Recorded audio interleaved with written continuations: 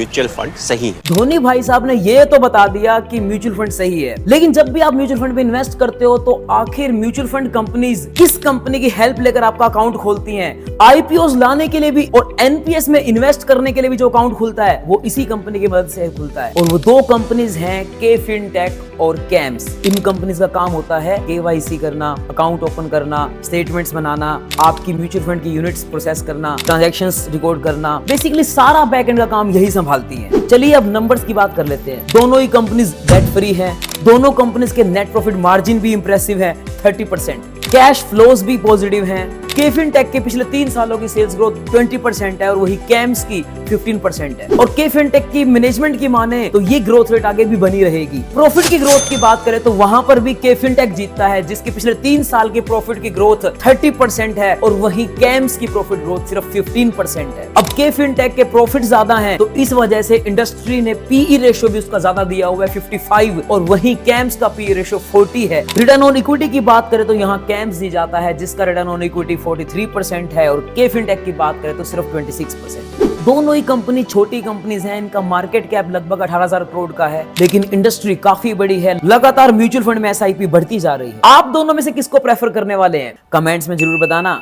मिलेंगे next reel में। जय हिंद।